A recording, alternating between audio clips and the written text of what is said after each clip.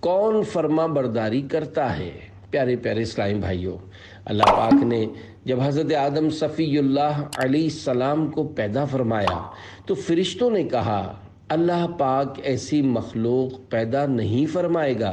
جو ہم سے زیادہ علم والی اور بارگاہ الہی میں ہم سے زیادہ عزت والی ہو۔ فرشتے حضرت آدم علیہ السلام کے ذریعے آزمائے گئے۔ اسی طرح اللہ پاک بندوں کو آزمائش میں مبتلا فرماتا ہے تاکہ ظاہر ہو کہ کون فرما برداری کرتا